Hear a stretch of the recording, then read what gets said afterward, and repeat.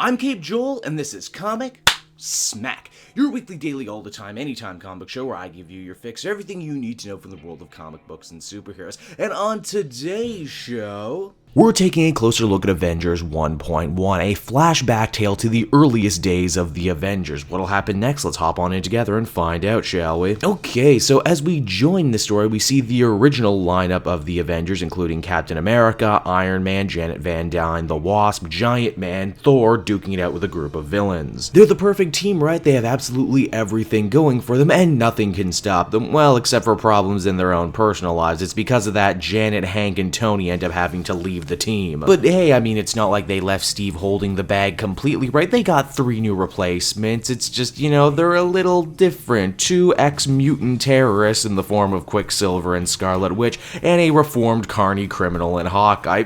This is gonna take some doing, right? Truly there came a day unlike any other, am I right? So yeah, basically what this story is Mark Waid retelling the events of the 1960s Avengers team. Egos and heads start butting on this team almost instantly. Clint Barton wants to be the face and mouthpiece of the team, but Captain America is not going to have that. Pietro and Wanda sadly still come under a bunch of scrutiny for their relationship to Magneto. It's clear to everyone that this team is a powder keg just waiting to blow, and this is not lost on the Frightful Four, a team of supervillains who are riding high after their defeat of the Fantastic Four in Fantastic Four number 38. Yes, really, they reference an old story in this new comic. How cool is that? I love it in flashback stories when they make reference to other stories happening around the same time and pretend like they're just happening just now. I always get a good laugh at that. Hawkeye is the first to get fed up with things as they are, and he's ready to bounce. After all, he is a carny, so he's used to traveling from place to place and not staying for very long. Unfortunately, on his way out the door, however, he runs right smack dab into the Frightful Four, who give the entire Avengers team a thrashing. They try their hardest to rally, but it's clear the teamwork just isn't there yet. As the comic winds down, the final panel we see is Janet Van Dyne watching on in horror as her friends are royally trounced, thinking to herself, ooh, maybe we shouldn't have gone on vacation so soon. Avengers 1.1 is a fun little story, one that I'm sure will put a smile on the face of any old school Marvel fans who actually remember reading this era in Marvel Comics. Heck, in many ways, this seems like a cure for anyone who ever complained about not liking the current lineup of Avengers because it's a bunch of new and different characters. Well, here you go. You want a blast from the past? Go read this one. Mark Waid is clearly a continuity junkie, and he brings a lot of good material about making snide little jokes and references to things that were happening with the heroes at this time. And while this is a book with a very old school sensibility when it comes to storytelling, the art is very new, modern, very slick, and very cool. I don't know if this is the sort of book I would be willing to follow week to week, because I mean, it's not like anything that happens in this is going to be important or affect the continuity of other books, but if you want something nice, self-contained, and nostalgic, you could do a lot worse than this. Overall, I'd feel comfortable giving this one an 8 out of 10. Hey everyone, thanks so much for watching my newest video. I hope you enjoyed it, and while you're here, why not check out another video I have on offer, or maybe if you're feeling in a supportive mood, you want to like or subscribe. And if you want to support the creation of more videos just like this one, then please by all means check out the Cape Joel Patreon. A little bit goes a very long way, and I will see you all next time.